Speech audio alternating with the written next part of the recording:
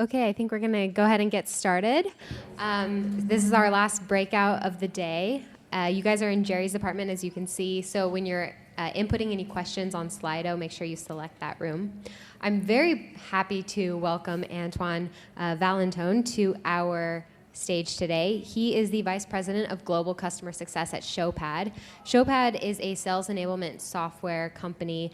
They make solutions that make it so sales and marketing can work better together, which is, great for me being on the marketing team. I love it. We use Showpad. They have customers like Johnson & Johnson, Fujifilm, Intel. And this session today is about that precious time period in pre-sales, making sure that your sales team really sets customer success up for success, and what can customer success do to infuse some great stuff into that precious period. So without further ado, welcome our speaker. Thank you.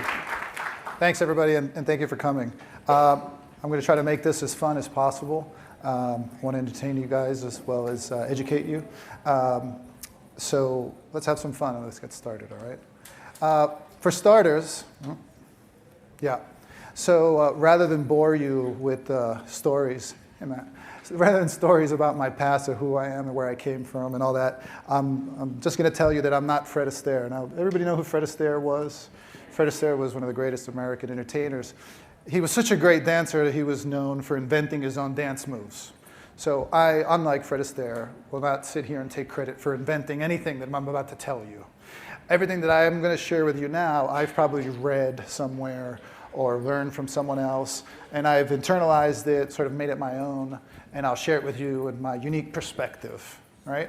And if you walk away at the end of this with maybe one or two nuggets that you can use, really actionable items that you can go do something with tomorrow, then it'll be worth your time, all right? So let's get going. All right, so again, the topic today is we're going to talk about how do you use customer success to differentiate during the pre-sale cycle. So I've broken it out for you in 5 sections today. So for starters, I want to talk about what does today's buyer look like, all right? And then number 2, based on what we know about today's buyers, what type of experience are they looking for when they engage with a business partner or a solution provider, and what they're looking for that will help drive their decision to buy or not. I'm going to share with you my personal experience living the life of a VP of sales in my past, and what I'm doing now as the VP of Global Customer Success, partnering with sales. And then lastly, what I think the future holds for us as customer success practitioners. Okay, so what does today's buyer look like? Now, we should all know this already because we're buyers ourselves. We make decisions all the time. This should look familiar to most of you. Again, giving credit to the source. This is research done by CEB. Those of you familiar with Matt Dixon, Challenger Sales, Challenger Customer Book. Customers today, buyers today, are 57% of the way along the buying cycle before they even engage with a sales rep, right? So thanks to the internet, there's an abundance of information available to buyers all the time.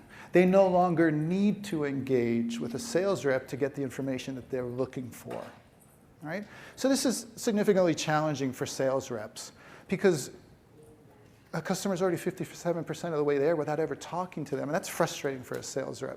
Sales rep wants to engage and feels that they need to control the conversation. Buyers don't want to talk to them, at least not yet anyway, or not as soon as the sales rep wants. Number 2, it's becoming much more complex, the sales cycle, in that there's 6.8 stakeholders on average in a buying cycle. Again, this is CEB's research. That number's increased from 5.4 not that long ago, like a year and a half ago or something. So again, imagine now how much more difficult it is for a sales rep. They don't want to talk to me until they're 57% of the way there. Or they don't have to because they can find most of what they need on the internet. And now I've got to talk to or convince 6.8 different people somehow that aren't willing to talk to me. And all those people, of course, unique personas and perspectives and different value drivers, right? A VP of sales isn't necessarily interested in the same thing as a VP of marketing or VP of ops, or CEO, et cetera. And then here's my favorite. This isn't CEB. This is this isn't CEB. This was Microsoft, actually. I love this one. Microsoft did a study. This was just last year. Tested the average attention span. And apparently, we're losing a battle against Goldfish. Apparently, Goldfish, I'm not making this up. This is Microsoft's research. Goldfish can hold their attention for 9 seconds. I have one, and I've tested it myself. And my goldfish is quite attentive. And then, of course, unfortunately, us humans, we don't quite measure up with goldfish. We're only 8 seconds. And why is that, right? We're distracted.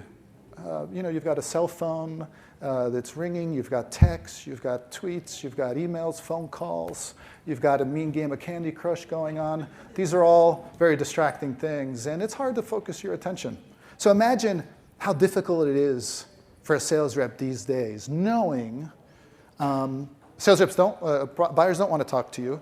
There's a lot more buyers involved in this decision-making process, and hey, they've got a really short attention span.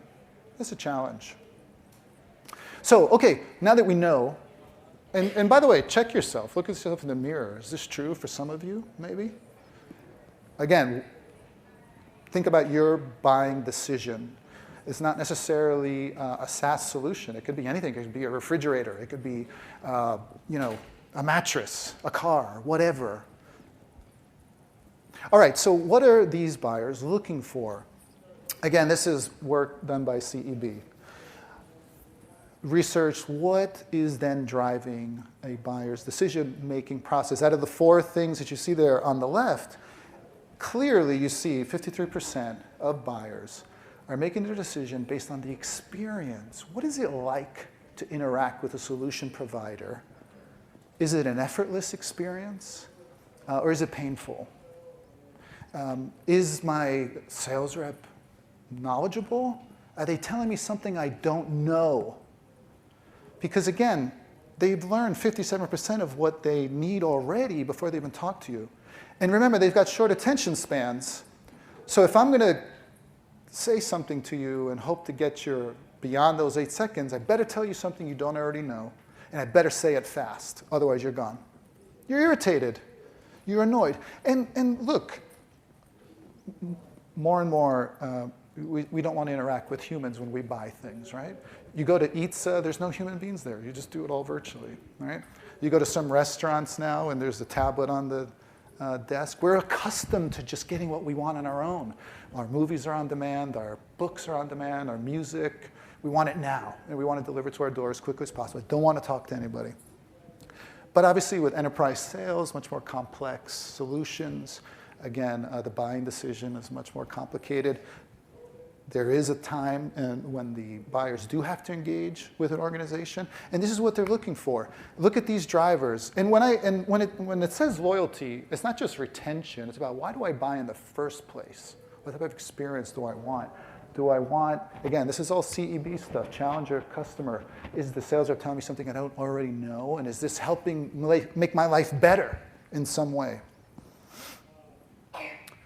Okay, so now, I'll share with you a little bit about my experience. I've historically been in customer success only. However, in 2015, while at Showpad, I was asked to step in on an interim basis to bridge a gap from a former VP of sales to the time that they found a new one. And this was an interesting offer for me because when I started my career, I lived all the way on the right in the retention phase. I was a renewal manager. I lived in the last 90 days, 120 days. I had no interaction prior to that. This is when I started. And I did fairly well. But then I started seeing over time I was losing accounts. And the reason was not because of anything that I did. I inherited a problem. Something had happened earlier in the life cycle. The decision was already made by the customer. They were gone. And that was frustrating for me. I didn't like somebody else having control over my own destiny. So from a career perspective, I decided to work backwards in the customer life cycle. I wanted more control over the customer's experience, before I got it. So I got involved in operations. I got involved in professional services. I got involved with customer success managers. I got involved in all these areas, and now ultimately, like at Showpad, I own tech support, professional services, the customer success team, thus, again, having more control over. But what I didn't have was the final frontier, which was, how do I influence sales? Because how many accounts have you lost because of something that the account executive said or did during the pre-sale cycle that you haven't been able to overcome? Look, sales reps will say just about and do just about anything to get a deal.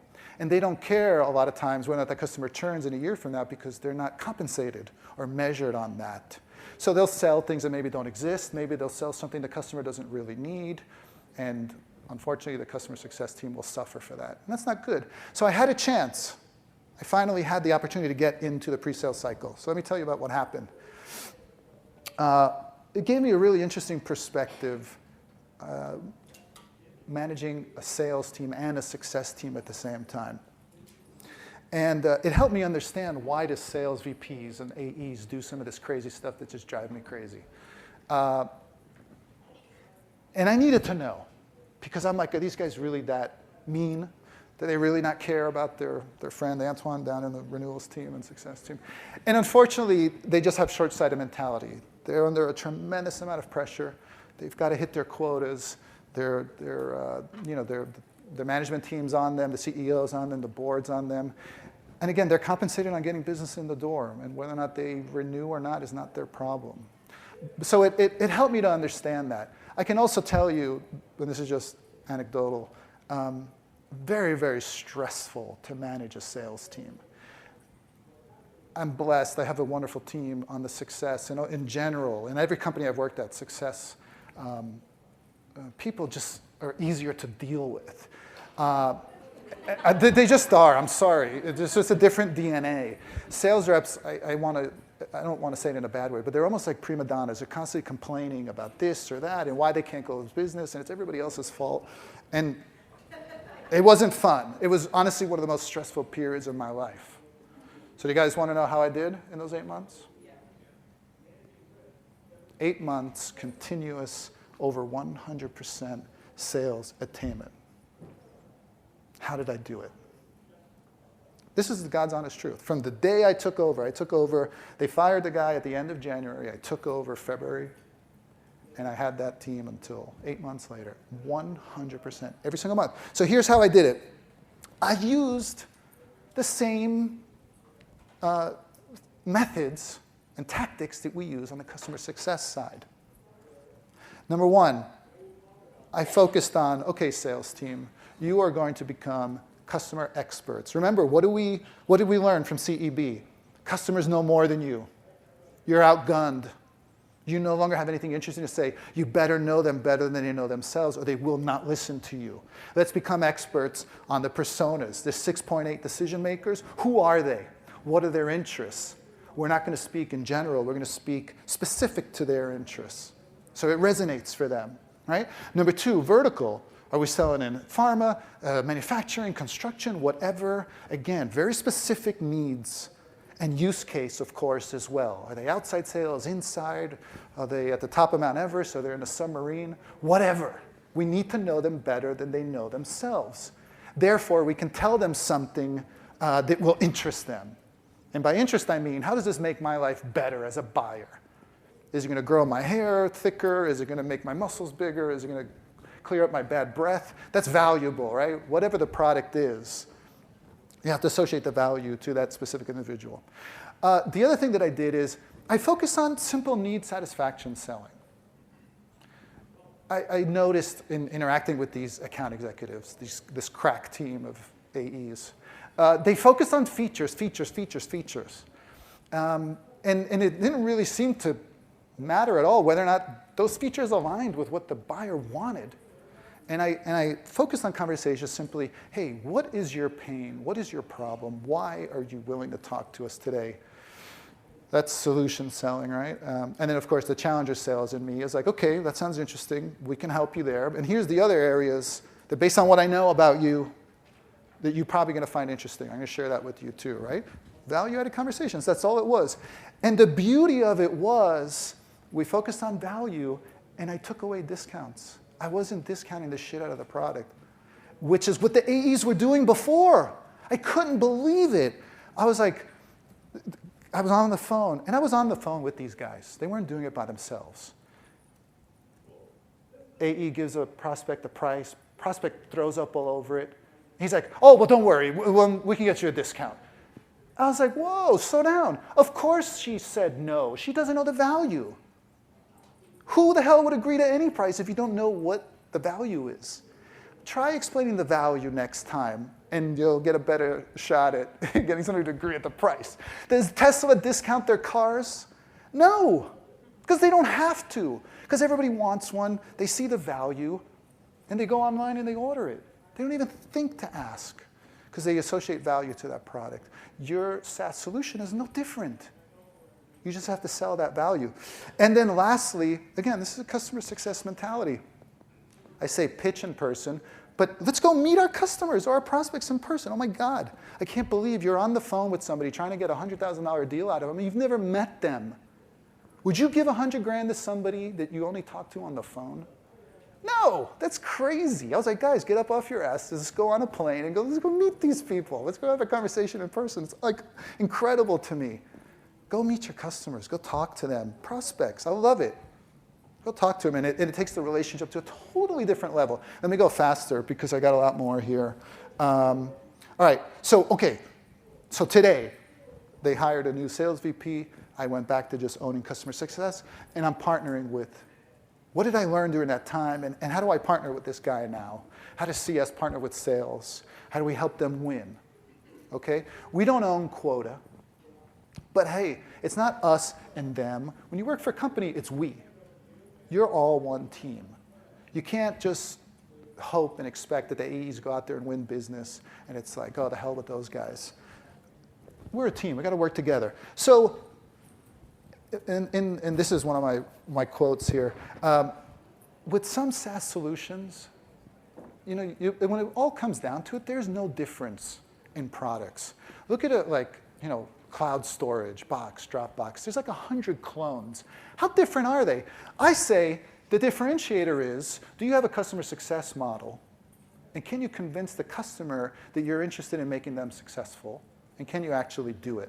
So I say there's two different types of organizations, SaaS solution providers. There's those that say they care about customer success, right, to a prospect. And then there's those that say it but can actually prove it. And there's probably a third one. There's those that don't say it at all, right?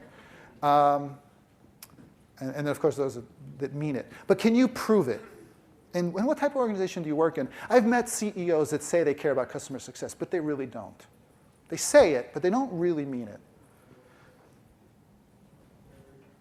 All right, so this is some of the stuff that we're doing. Again, very, very specific. This is as specific as I'll get. Again, partner with sales. I think success people are better at communicating value. Because remember, in our customer success sort of activities, we are wanting to drive adoption and utilization. And the way you do that is you motivate them by telling them how the hell it's going to make their lives better. It's not enough for somebody to tell me, how does this device work? How does it work? Why should I use it in the first place? How will it make my life better? I think CS people are better at telling that story than account executives today. Share your company's success model with the prospect. CS leaders, have you created a vision? And do you have team values? Those shouldn't just be internal. Share that with your prospects, right? Tell them, our success is based on your success. If we don't deliver an ROI, and a huge one, and as quickly as possible, and for as long as possible, then we're not winning. And that, as a buyer, is interesting to me. That's valuable to me. I like to hear that. Would that make you feel all good? Like if somebody said that to you, right? You care about your success? If your boss even said that to you, hey, I care about you being successful, versus them not saying it at all. It's the same thing. It's a different relationship. The same thing. Communicate the message that you want to strive to go beyond the typical customer-vendor relationship that so often exists. Form partnerships. Again, a partnership is both parties win. And again, they're paying you money for your solution or service, right? You take some of that money, you reinvest it right back into the company. It improves your product, your support, right? And ultimately, they end up winning, right? It's reciprocal. It's a win-win. Tell them that. But now, here's the last thing, though. You have to be able to prove it some way. Because a lot of companies, again, say that they care about this, but they can't prove it. And buyers, again, being as savvy as they are, they're a little nervous and hesitant. They're risk averse. They're looking at making big purchases, and they need some reassurance. So if you've got your NPS scores handy, if you've got your CSAT scores handy, this is the time to put them on the table and show them to your prospect along with your vision and values. That should speak to, again, making customers successful. And then, of course, referenceable customers. If you have customers that love your product and have experienced themselves the success that you promised them, get them on the phone, and they'll help you, right? And again, this now makes it much more convincing and less risky for a buyer. All right? All right, so now the last section here, what do I think the future of sales looks like? All right? So remember, we had sales reps on their own, selling, right? It's become much more challenging for them. And CS now is partnering more with sales to win. But what's the future hold? So have you all heard of this notion of the death of the salesman? Right? So some people say that salesmen will no longer exist in the future. Whether people are buying through some robot or online or whatever. I don't think that salespeople will go away altogether. I think when people say death of a salesman, they're referring to the death of this guy. And guys like him, cheeseballs, sleazy guys that will say just about anything to get the dollar out of your pocket. These are the guys that, again, counted on the fact that they knew more than you. This guy is the guy that's going to die. So what has to happen? Sales reps today have to evolve. I think that the sales rep of the future has to adapt, right? If they're going to continue to be successful. And I think you're going to see a continued convergence of customer success and account executive where the customer success methods, the things that we're doing, will start to seep into the DNA of an account executive. And I think what the future holds is that it'll be more of a hybrid type of individual that isn't an account executive, but a trusted advisor, right? Someone, again, that adds value to the conversation, that's looking out for the customer's best interests, not their own, right? Buyers know that a lot of what drives the behavior of the account executive is the fact that they need to hit their quota. And they want to buy stuff with their money. And that doesn't necessarily align with what the buyer wants. As customer success practitioners, it's our job to earn that customer's trust, right? So that despite the fact that we're getting a paycheck, that's not why we do this. We do this because we like to solve problems. We like to help people, and we get satisfaction out of knowing that we've made someone's life better. And again, buyers want to experience that during the pre-sale cycle as well. And this is what I think the future holds. So ultimately, again, I encourage all of you, if you're not yet partnering with sales, maybe you're at war with them. I was in the past. I went to many wars with sales VPs, hated them. And that's not good, again, that's not healthy. Some of you maybe have never partnered with the sales VP or sales team. Maybe some of you already are, but I encourage you all to do so to help your organization win, and hence you win yourself, right? Because if sales doesn't close business, eventually you're going to be out of a job too. So you can't just laugh and be like, oh, those shitty AEs, they don't know how to sell anything. Good thing we're over here in CS. We got our shit together. And then 8 months later, you find out that you guys are all out of a job because they couldn't close business. So be willing to partner with sales, and hopefully the insights I share with you about why they do the crazy stuff they do that's irritating to you as a success person, having that understanding makes it a little bit easier to deal with them. They've got a tough job. It's a very stressful job. Why do you think a sales VP's average lifespan is like 2 years at any one company? They don't last. They burn out. It's extremely stressful. So again, I'm being a bit sympathetic to them because I did it. And I know how hard it is. And I was in the worst health condition of my life in those 8 months. That's how stressful it was. I remember waking up in the morning early to go to the gym, but I didn't actually go to the gym. I just sat on the couch in like a vegetative state. I'm serious. It was so stressful, awful. So I hope you found this helpful. That's everything I've got for you today. Questions?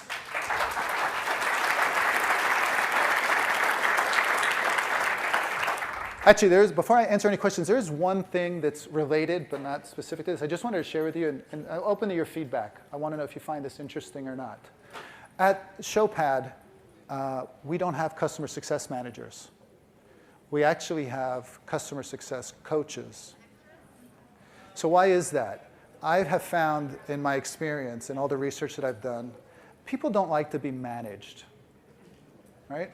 So a simple thing like changing the name from customer success manager to customer success coach, again, puts the buyer's mind at ease, as well as once they become customers, that this individual, again, isn't going to manage me. Sounds a lot like account manager. They're going to try to sell me. No, customer success coaches coach customers on how to extract the most value out of the solution. So just think about it, again, as a differentiator. I know if I was a buyer and somebody said to me, oh, well, we don't have account managers, we don't have success managers, we have coaches. So just think about it. Take that with you, and that's one of the few things that I'll take credit for inventing, only because I don't remember actually reading it anywhere else. If somebody can tell me they heard it somewhere else, let me know. But anyway, customer success coaches, give it a try. Yes? At what stage do you move in your coach to the sales cycle? Because obviously they may not be there during the first pitch. Yeah. They're there definitely before the close. Okay. How far along? Great question. So for those of you, I'll just repeat it in case you didn't hear it. When do I introduce the customer success coach? Sometimes before the point of sale to help sort of sell the value. Sometimes they want to know, who's going to be my success coach? I want to talk to them. But customer success is involved in the pre-sale cycle now. I didn't mention this earlier. Thank you for reminding me. We have, how you have sales engineers that report up to sales, and you have PS team that rolls up to CS that deploys customers. They're one and the same at Showpad. I've got CS people in the pre-sales cycle partnering with AEs. They're the same DNA, the same skill set. And that actually, again, starts pushing that CS experience onto a prospect prior to the sales cycle, even though a success coach isn't involved. They're already feeling that sort of experience and that love. That's more customer success orientated. Yes? So how do you deal with, so we had a company where we just sold a ton, and we sold and then they never heard from us again. And now we're, approaching our sort of first or second renewal cycle. Yeah. We just launched, a CS team. Okay. And we're challenged because adoption was low, utilization was low. Sure. And, it's great. How do you approach that with, what would you recommend? Got to go out there and meet them. And you've got to share now the vision with them. You're like, hey, great news. As a company, we've evolved to the point where we decided to have a success team. And this team is 100% laser focused on making you, the customer, super successful. Go ahead and address the elephant in the room. We can see clearly it doesn't appear that you've received much of an ROI here. Let's be honest. What can we do with you? Let's talk about it. Of course. Of course. Why not? It's okay. What's the worst that's going to happen? They're going to leave anyway, probably, right? Again, and to me, again, an AE wouldn't say that because they're nervous. They're being honest is going to hurt their paycheck. Success coaches, success practitioners as we are, we're not afraid of the truth. If somebody's not using, let's talk about why. What's the use case? What's the problem? Is it broken? Is it the wrong solution? Did somebody annoy you during the pre-sale? I don't know, whatever. But let's talk about it. Yeah. What are the objectives and goals that you feel are good for CSM's retention? Yeah, okay. So, great question. Ultimately, of course, we want to renew. customers. How do we make that happen? We drive adoption. Oh, I'm sorry. The question was, what are some of the metrics that we, objectives or goals that we hold success coaches accountable to? Yeah. Right. Again, of course, renewals is number one. What drives that is adoption. So let's look at utilization, right? Customer engagement, right? Integrations. If you have integrations with Salesforce or whatever, how many integrations have they actually set up? That's another good one, right? And then it's specific to the customer, by the way. So you're going to have QBRs, and you'll agree with the customer on success criteria. And we want to know that we're achieving those metrics every quarter. It might be something else. But at a bare minimum, renewals, adoption, integrations. CSAT is another one. Gainsight can help you get that. I am plugging Gainsight. Yeah. Help your frontline sales people and get on board with this change quickly. Do you have to make alterations to compensation and incentivization? Yeah, great question. So yes, absolutely. On the success coach side, they're measured on two things. One is retention, obviously. The other is net ARR, which is inclusive of growth, and the team will be happy to know, also inclusive of first-year business. So yes, obviously compensation drives behavior. It's not enough to talk about this. You have to create a comp plan that drives the right behavior. And on the flip side, haven't had it approved yet, but I'm pushing to have sales be held accountable for any churn within the first year of an account, so they'll stop selling shitty deals in the first place. I know there's questions on here, but I can't see without my glasses. Yeah. Go ahead. When you moved on from VP of sales, did the habits revert to the way they were? No. It didn't. So the question was, did the sales teams go back to their old behavior? And no. Again, I formed a great partnership with the new VP of sales. He's a great guy. He's open to collaborating with me. He sees the value of me collaborating with him. He sees that we help them close business. So why would he not take the help? So no, I'm happy to say that, again, even if you don't own it, you can influence, foster that relationship. Your VP of sales shouldn't be your enemy, even though they're really annoying sometimes. You're on one team, so push to get side by side, align with him, and remind him consistently, this is helping you win. And ultimately the company, and they should be more than happy for the help. So I can read the question, okay. the Okay. most upvoted question, just so we can get to it. Yeah, okay. But we can also do audience Q&A. Do you do a lot of POCs? If so, how do you manage them, since there's overlap with professional services, sales, and customer success? Yeah, so we do, and again, the professional services and SCs are one and the same within Showpad. So they're engaged already anyway during the pre-sale cycle, so there's really no issue there. And we don't involve the success coach necessarily. I, if anything, get involved with big ones. I'll go fly out and talk to prospects with the AE. Another really upvoted question was, seriously, how do you stop sales from discounting? Well, right, okay, so again, you've got to train them on how to sell value as opposed to features and benefits. And that's difficult to do. It's very, very difficult to do. Again, and those that don't learn how to do this, those are the ones that are going to die.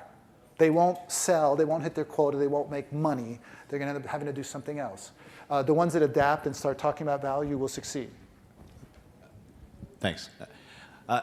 So if that whole approach is to sell value versus features, what happens when you're in a space where you have competitors who might have similar features to you and potentially a similar value? Yeah, so I touched on that a little bit earlier. Again, use your customer success team and convince them that you actually are interested in their success. That's going to set you apart. Because again, remember, most people don't care at all. There's people that say they do but can't prove it. And then there's the few that say it and mean it and can prove it. That's how you set yourself apart. Yeah. I'm in sales. How should I have a better relationship with CS? Yeah, well, okay, so the question was, she's in sales. How can she have a better relationship with CS? Treat them with respect. What I have found in my experience, AEs, unfortunately, sometimes treat success coaches as their, yeah, like, hey, go do this for me. Hey, I'm the AE, I'm the big bad AE, go do this shit for me. If you treat them with more respect and you treat them like equal partners, like, hey, we're in this together. Let's go win together. It's going to be a win-win. I think they'll respond better and they'll produce better for you. So treat them like equal partners. We got 1 minute left. Anybody else? Yeah. On the sales engineering side, do you have pre- and post-sales engineers who deal with pre-sales? They're the same. So the question was, the sales engineer and professional services, are they different? They're actually the same individuals. They're interchangeable. Sometimes they'll work on pre-sales, and they'll take it all the way through post-sales and deploy it. Or they'll transfer it to somebody else because most of the work was already done. But they're interchangeable. And that, again, helps ensure that the CS methodology and approach continues to live during the pre-sales cycle. And it's very nice from a customer perspective because they don't feel like a baton's being passed. It's seamless to them. Time for one more? Anybody? No? Okay, wonderful. Thank you, everybody. It's my pleasure.